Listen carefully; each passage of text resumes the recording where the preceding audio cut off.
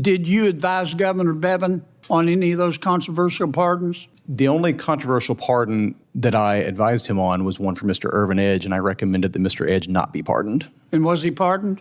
My understanding from reading news articles is that he was pardoned. Okay, so the governor didn't take your advice? Apparently not, Senator. Okay. But you didn't have anything to do with any of the other controversial pardons? No, Senator. If the New York Times, Mr. Meredith, published an editorial, let's suppose it said, Senator Kennedy is a bad senator. We don't like him.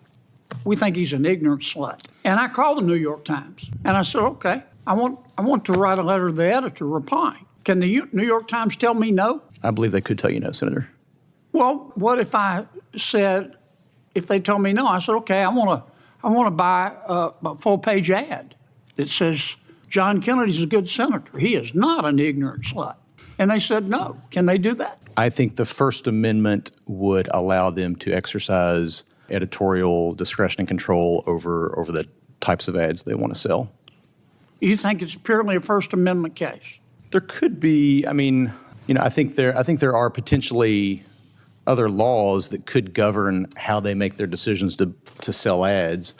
But I think if they're making a decision about whether you can buy an ad that says Senator Kennedy's a good senator, I think the First Amendment would allow them to exercise. Suppose I'm running for re-election after this editorial, and I go to my local television station and I say, I want to run a political ad. And they say no. The New York Times says you're an ignorant slut. We're not going to run your ad. Can they do that? That's governed by different laws pertaining to the airwaves, which are there's governed by only federal one statutes. Constitution. How can a news organization deny me the right to reply to an editorial that denigrates me, but yet I have a right to run a television ad that says the New York Times is wrong?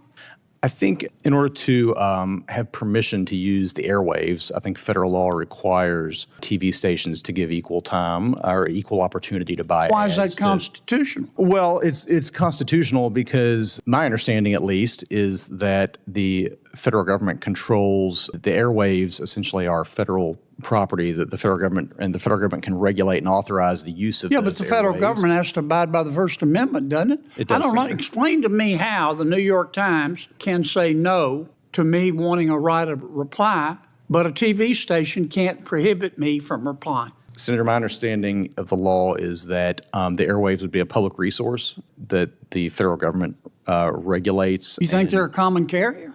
I don't know the law on this specifically, Senator.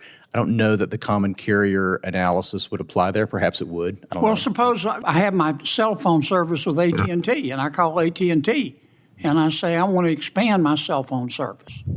And they say, nope, we read that New York Times article. You can't do it. Can AT&T turn me down? I think theoretically they probably could.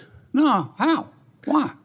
What basis? Well, I take that back. You're right. They probably can't because it's the same thing. Why? They're using the airwaves as well. They're a common carrier, right? I think that analysis probably applies there. That's right. Okay.